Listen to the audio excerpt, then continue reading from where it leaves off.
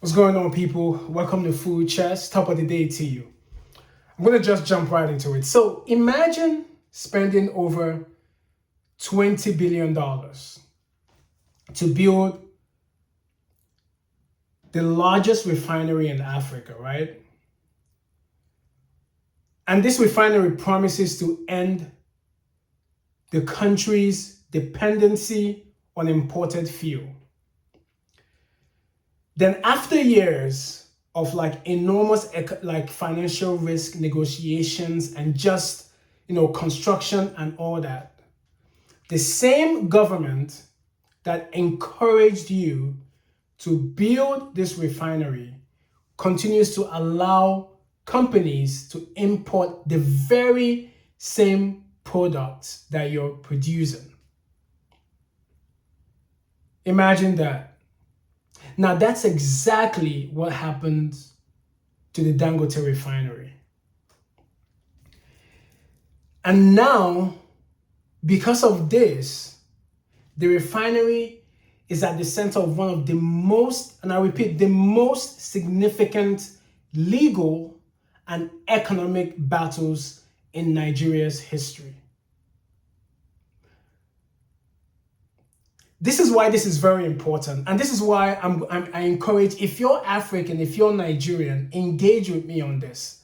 I'm actually going to make this into a series so we can actually look at what's happening with this whole issue with Dangote, the refinery that he has built, the government of Nigeria, and then Africa as a whole. Now, the first thing that comes into mind is why is this even something? Why is the government, what is going on? Why is this even an issue, right? It's a no-brainer to just, this is huge for Nigeria and the continent. So why is there a lawsuit? Why is there a legal battle? What is going on? That's the first thing that comes in mind. But at the same time, you might ask, is Dangote trying to create a monopoly? Or is he simply asking the government to enforce its own laws and protect the major national investment that it encouraged him to build? Now, I'm going to break down the lawsuit.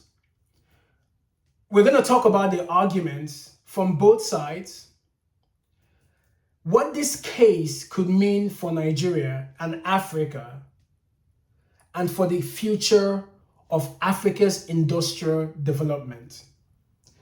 Now, it's good for us to also know, before I proceed further, right? This is not the first lawsuit that Dangote is filing.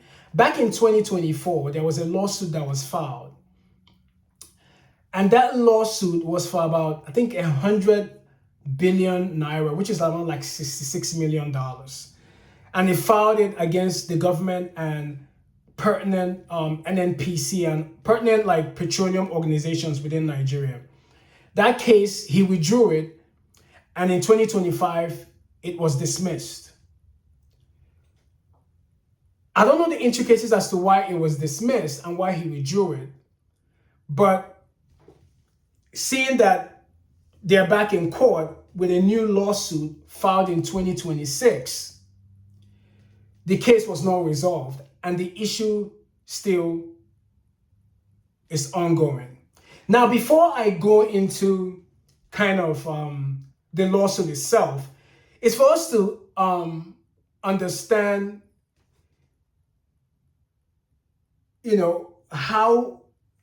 why this lawsuit matters, right? Before I go into details, let's look at why this lawsuit actually matters and understand why this refinery is such a big deal. And that's again the reason why I want Africans like Nigerians to engage with me on this.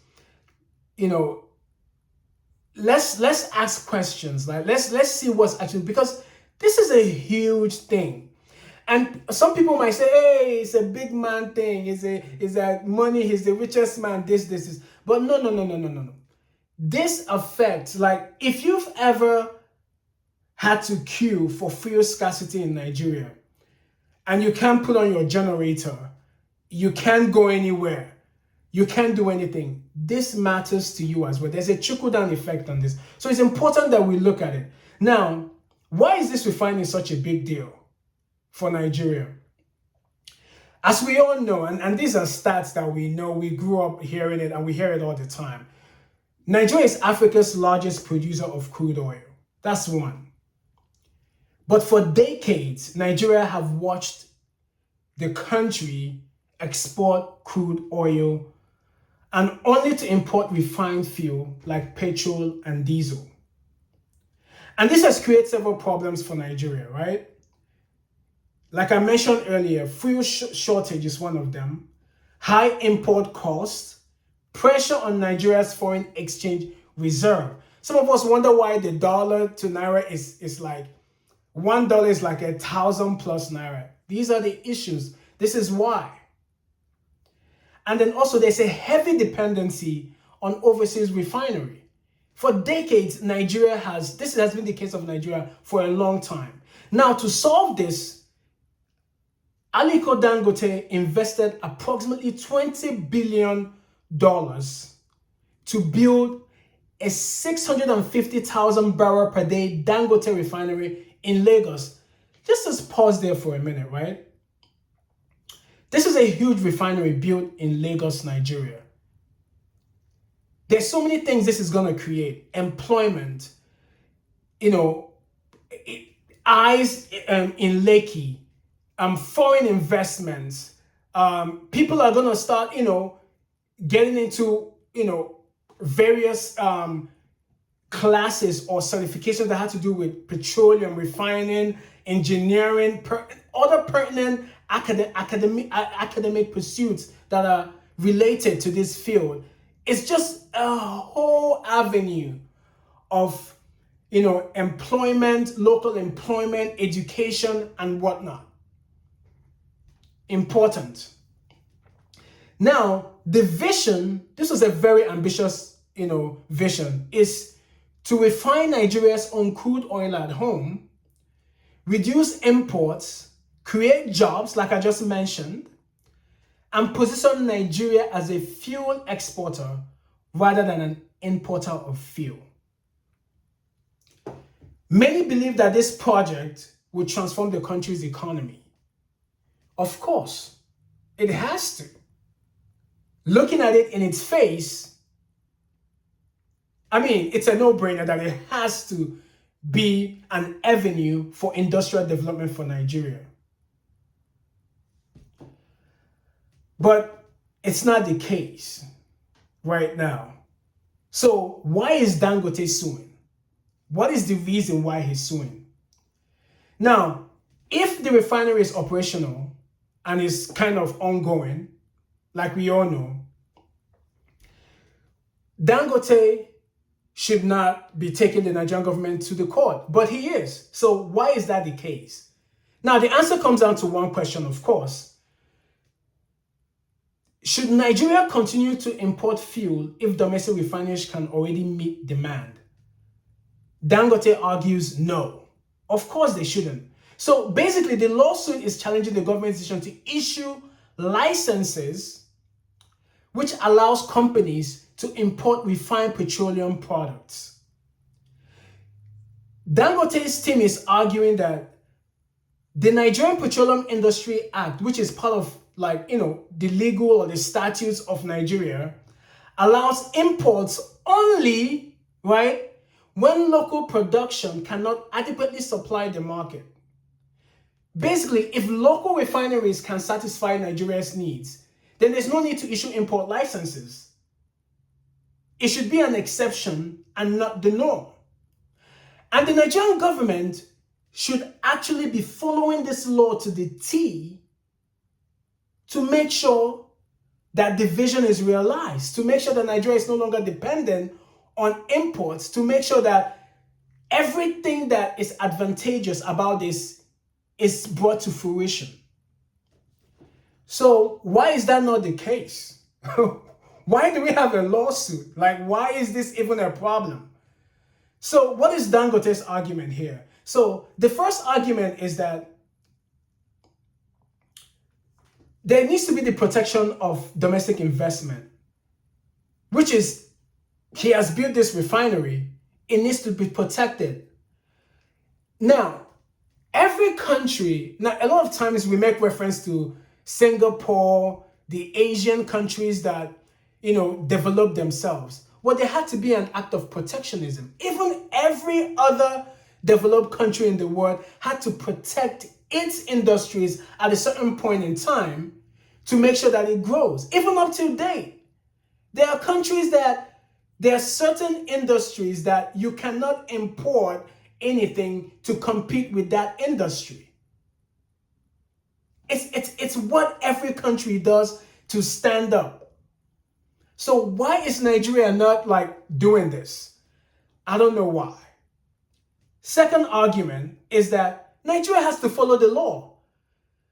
The Petroleum Industry Act stipulates, like I mentioned before, that if Nigeria is able to adequately supply the needs of the market, then why should they issue import licenses to foreign companies to bring in what can be locally made? No brainer again. So why is this an issue? Then the third argument is that keeping money in Nigeria. Nigeria spends billions, right, of dollars importing refined petroleum. It's crazy. The amount of money that Nigeria spends importing petroleum, it's crazy. Billions of dollars, billions, which can be put back into society and do things that are needed in the country, right? Now, Dangote is arguing that refining locally means several things for Nigeria. One, more jobs, like we mentioned earlier on, more tax revenue, less pressure on foreign exchange, greater energy security for Nigeria. NEPA, up NEPA, down NEPA, side NEPA, all that nonsense can stop. But no. Now, instead of exporting crude and buying back expensive fuel, Nigeria could refine its own oil and even export refined products. These are the three arguments Dangote had made. Which argument makes sense to me, right? In its face, of course. De facto, it makes sense. De jure, it also makes sense because the law stipulates that. But why is Nigeria opposing this? And why is there a lawsuit in the first place? Now, in my second episode in this series, we're going to look at the government's position and see if the Nigerian government actually makes sense in the counter argument. And I want you guys to, engage with me on this, comment, look at Dangote's arguments. Is the argument flawed? Is there anything wrong with what he's trying to do and what the refinery can do for Nigeria and Africa as a whole? Guys, let me know what you think and stick around. I want to get engagement on this, and I want to do this series, and I want to inform and enlighten you guys on this this lawsuit should be getting a lot of coverage because it's a milestone, it's a historic one. We need to, if Dangote wins, what does this mean for Nigeria and Africa? If the government of Nigeria wins, what does it mean for Nigeria and Africa? And what does it mean for you? And then what can this refinery do for Nigeria and Africa as a whole? We need to look at the bigger picture here, and we're going to all look at this step by step during this series. So guys, engage with me, man. And once again, this is Full Chest. Peace.